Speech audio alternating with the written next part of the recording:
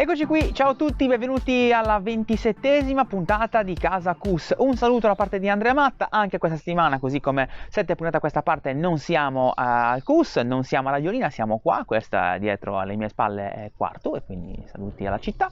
Che cos'è Casa Cus? È il programma che vi racconta gli atleti e i dirigenti del Centro Universitario Sportivo di Cagliari, e lo facciamo anche in questo momento in cui insomma stiamo tutti quanti a casa, lo faremo fino al 3 maggio e poi aspettiamo novità. Di cosa parleremo in questa puntata? La cartellina ci dice che andremo a casa dei nostri atleti per capire un po' quello che stanno facendo in queste giornate, entreremo negli studi di Radiolina per andare a vedere l'intervista doppia con Nicola Muccione e Riccardo Muccione, fratelli e compagni di squadra, e poi andremo a vedere un piccolo pezzo, un frammento della sfida tra Cus Cagliari e San Giovanni Valdarno per il campionato di basket, una sfida epica. Partiamo subito con il nostro giro delle case con Virginia Medda, attuale campionessa italiana juniores nei 3000 siepi, alla quale abbiamo chiesto un po' come è stata scorrendo questa giornata a casa, anche lei tra studio e sport.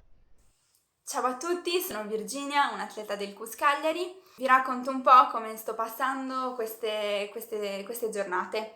Purtroppo stiamo affrontando un periodo difficile, non tanto sereno, in cui ci viene richiesto di stare a casa, e quindi anche io ho dovuto cambiare l'andamento delle mie giornate. La mattina la passo a seguire le lezioni online attraverso la didattica a distanza, mentre il pomeriggio lo dedico allo studio, dato che quest'anno dovrò affrontare anche l'esame di maturità. Poi mi alleno. Purtroppo non si può uscire a correre, quindi bisogna cercare di mantenersi in forma restando a casa, però è possibile. Io ho la fortuna di avere a disposizione un tapis roulant e poi faccio tantissimi esercizi di potenziamento sia a corpo libero o anche con alcuni attrezzi che ho a casa. Purtroppo non è facile, però con la buona volontà e la determinazione si può fare. Per il resto del tempo guardo qualche serie TV o qualche film e faccio delle videochiamate con le mie amiche per sentirci più vicine in questo periodo. Speriamo di rivederci presto in pista e alle gare, e che questo periodo passi il prima possibile e si risolva nel migliore dei modi. Quindi io vi saluto e speriamo di rivederci presto. Ciao! Passiamo da Casa Medda agli studi di Radiolina, perché andiamo a vedere l'intervista doppia realizzata qualche mese fa con Nicola e Riccardo Muccione, fratelli e compagni di squadra nel CUS Cagliari di Volley. A sinistra Riccardo e a destra Nicola, quindi partiamo in questo caso da Riccardo. Data di nascita? 17 aprile 1993. 9 maggio del 1990. Un pregio di Riccardo? Un tuo pregio? Mio. Un tuo pregio, no, sì, ok. sì, scusami. Sono altruista. Un tuo pregio? Anch'io, penso di esserlo più di lui però. Ok, 1-1. Un pregio dell'altro invece? È altruista. Dai raga, usciamo da questo tunnel. No, è un ragazzo molto disponibile. Per Ok. qualunque cosa c'è sempre. Nicola? Non dire che è altruista, l'abbiamo già detta 4 volte questa parola. No, lui è uno che ci tiene tanto, non lo fa vedere, però è uno che tiene tanto delle cose e si impegna al massimo per ottenerle. Riccardo, un tuo difetto? L'ha già detto Luca prima, sono abbastanza permaloso. Ok. Nicola? Esistono? No, scherzo. Esistono i difetti, questa è una buona parte. No, sì, dai, anche un po' io la permalosità. Ok, diciamo Sì. che rimane un po' in famiglia. Il compagno di squadra più simpatico? Giocatevela questa, potete dire, vi lascio 2 nomi magari per non metterne solo uno. Ma più Passo la parola a Nicola. No, più simpatico. Sì? Allora, quello che mi fa spaccare dalle risate è Josie. Josie. Mhm. È proprio un animatore. Cioè lui, se non doveva giocare a pallavolo, doveva fare l'animatore a vita. Ok. Perché è proprio uno che Sa ha sempre qualunque la battuta. ballo Poi è un di gruppo. calabrese, quindi proprio di quelli proprio con la battuta subito pronta, così. Ok. Però, no, vabbè, siamo una squadra abbastanza che andiamo d'accordo tutti e ci divertiamo E tanto. lo vedremo nei video sui social. Sì. Il compagno di squadra che si arrabbia di più? Michael. Michael, Al nostro ok. posto. Molto Ciao, Michael. parecchio? Abbastanza. Abbastanza, ok. Sì. Nicola, hai risposto all'unisono e Guarda, quindi va bene così. Concordo. La prima cosa che avete pensato quando siete entrati al CUS? Io sono andato per ultimo rispetto a Nicola e mi sono comunque trovato subito bene, una grande famiglia, ma non solo nel mondo della pallavolo, in tutti gli altri settori. Tutti i settori. Sì. Sì, è vero, concordo perché già, cioè, dopo l'allenamento magari andiamo al bar sotto, oppure comunque essendoci tanti sport, magari puoi andare a vedere un po' di tennis, un po' di calcio, è proprio bello l'ambiente in generale. Poi le strutture sono fantastiche, mi piace tanto il palazzetto dove giochiamo, è anche secondo me uno dei migliori che c'è nel nostro campionato, e quindi proprio bello. Come vi vedete fra 10 anni, scusate? Spero famiglia. Ok. Non so, magari ancora giocando a pallavolo. Ok. Tra- Nicola? Sicuramente con famiglia, figli, sposato, e poi dai, se riesco ancora a giocare a pallavolo, anche che perché ne avrò 40, quindi non lo Ok, so. quindi insomma è più complicata. Il nostro giro per le case del CUS Cagliari si ferma ora a casa di Stefano Coni, fisioterapista della società con particolare attenzione per il mondo del basket, che ci racconta un po' come stanno andando queste giornate a casa. Ciao a tutti. Come vedete io sono un privilegiato, io posso stare al sole in questa quarantena, posso godermi, come vedete alle mie spalle, un bel giardino, un bel sole, e non devo stare solo a soffrire e a patire i giorni di prigionia rinchiuso dentro le quattro mura. La mia quarantena sta andando bene, ho passato brutti momenti, però adesso è scampata. Niente, sto impiegando il mio tempo, diciamo, al mio meglio, nonostante stia andando ancora a lavorare in clinica. Cerco poi anche di aiutare i miei pazienti o chi comunque crede ancora in me, in questo periodo un po' buio. Sto cercando di supportarli da casa attraverso dei programmi, attraverso chi di recupero. Mi viene in mente Valentina che appunto sta facendo un ottimo lavoro cercando di sbrigarsi il prima possibile per rientrare in campo e recuperare il ginocchio. Mi viene in mente anche Arianna Landi che in questo periodo stava lottando per la sua spalla, e quindi ovviamente delle piccole cure casalinghe, ma che ovviamente si differenziano da quelle dentro lo studio. Nel frattempo sto anche approfittando, oltre a un bel bagno di sole oggi, che è una bellissima giornata, approfitto anche per appunto studiare un pochettino, magari qualcosa che a qualcuno è il ben noto, quindi il mal di schiena. Ne approfitto, un ottimo libro di un mio carissimo collega, quindi un piccolo manuale sul mal di schiena, su come prevenire, su come curare, tra virgolette, questo problema che affligge un po' tutti, che è appunto il mal di schiena. Ci sono dei piccoli passi su come, diciamo, alternare questo momento di divano che stiamo affrontando un po' tutti. E niente, quello che vi invito a fare è cercare di fare maggiore attività fisica. Se potete, avete questi spazi, sfruttateli al massimo, cercate di stringere i denti perché ce la possiamo fare, ok? Quindi vi abbraccio tutti, virtualmente ovviamente, perché non ci può essere nessun tipo di contatto. E niente, vi auguro il meglio, di cercare di distrarvi il meglio possibile. E se state lavorando vi ringrazio perché appunto riuscite a dare un grosso contributo a tutti quanti. Grazie Stefano, ora torniamo indietro al 30 novembre 2019, andiamo al Palacus dove si è giocato CUS Cagliari contro San Giovanni Valdarno, una sfida epica con le nostre ragazze del basket che hanno fatto una gran partita. Andiamo a vedere il servizio con gli highlights realizzati da Directa Sport.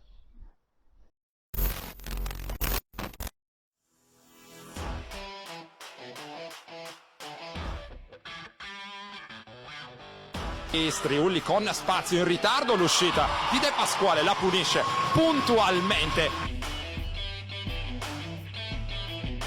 Si beve De Pasquale, Striulli con il backdoor, tende dall'altra parte Novati, qualche problema per addomesticare il pallone, Saias da 3 punti, dentro anche questo.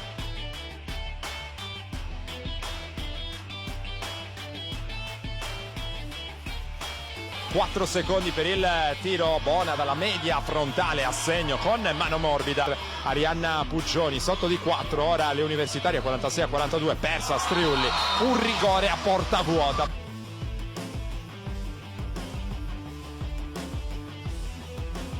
Riceve Cecili, De Pasquale, stavolta la prende Striulli, Ljubenovic sotto contro Manfred, riapre per il tiro da 3 punti dall'angolo, Missanelli dentro, una bomba importantissima qui da Caldaro in collaborazione con Ljubenovic, Striulli, scarico sotto, Parlante per Caldaro, altri 2 per il Cus può attaccare per un istante anche in sovrannumero, Ljubenovic, dai e vai, il più semplice dei dai e vai da manuale del basket. 5 secondi per il tiro, Landi in angolo da Ljubenovic da 3 punti, sbaglia, 7 secondi, attenzione De Pasquale dall'altra parte, De Pasquale trova Calamai, 2 secondi da sotto, Manfred la pareggia a fil di sirena, overtime a Saduchessa, partita incredibile. Bona ora un po' di difficoltà, sembra bloccato l'attacco di San Giovanni Valdarno, dentro il pallone per Bona, segna con il fallo. Striulli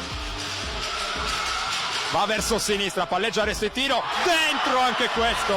Erika Striulli con un canestro difficilissimo. Bona allarga il braccio, passo d'incrocio, il pallone che danza sul ferro e poi entra. Parità 71 da Striulli, blocco di Ljubenovic, Striulli dietro la schiena, Ljubenovic, l'extra pass, Landia, ancora extra pass, Puggioni, il ritmo da 3, dentro, un canestro pesantissimo. Poi Puggioni, Ljubenovic con Valdarno che ha scelto ancora una zona per questo secondo overtime, ma segna ancora implacabile, sono 30 per Erika Striulli. Valdarno taglia dentro Bona, tiene il contatto, segna ancora con il fallo.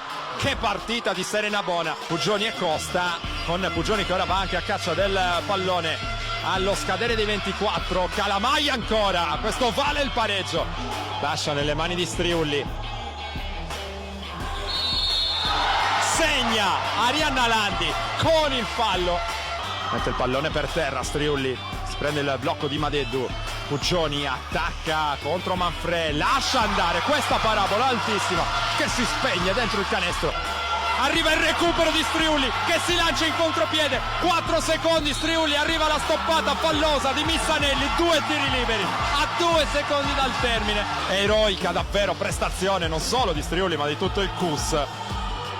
Dentro il primo, finisce qui, terza vittoria consecutiva per il Cus Cagliari, esultanza impazzita al centro del campo per tutta la squadra universitaria assieme al coach Federico Sciascia dopo 4 supplementari. Come vi abbiamo raccontato nelle scorse settimane, ogni martedì e ogni giovedì alle ore 19 sull'account Instagram del Cus Cagliari Official andiamo a parlare con i nostri atleti, ci colleghiamo nelle loro case, scopriamo un po' quello che è la loro quotidianità, quindi cosa fanno, cosa studiano, come lavorano, come si allenano. L'abbiamo fatto martedì con Virginia Med, che abbiamo visto all'inizio della puntata, e giovedì invece abbiamo avuto ospite Riccardo Monti, che è stato un atleta del Cus Cagliari negli scorsi anni, ora si occupa di comunicazione e in questo video ci racconta il suo passato al Cus Cagliari, come è cambiata la comunicazione in questi tempi di pandemia e di coronavirus e poi qual è il ricordo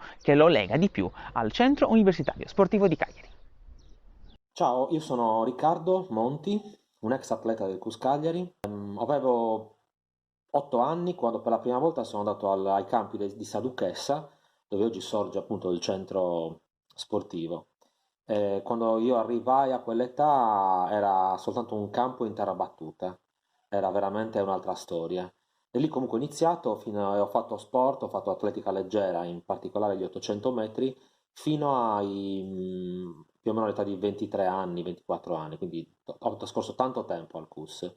È stato meraviglioso, ho incontrato lì i miei amici della vita, Enrico e Riccardo, e il mio allenatore, Pompilio, che insomma non è stato solo un allenatore, ma specialmente in certi momenti della mia vita è stato molto più che un allenatore, quasi un secondo padre, diciamo così. Non lo vedo da tanto, ma è sempre con me in un certo modo. Oggi io faccio un altro mestiere, naturalmente non sono un atleta, mi sarebbe piaciuto farlo. Ho un'agenzia di comunicazione, mi occupo della creatività. E niente, sono molto contento, mi piace moltissimo. È interessante, come abbiamo discusso con Andrea, su questo, ragionare su questo momento storico, com'è la comunicazione in questo periodo, qual è la ricetta giusta, che non c'è.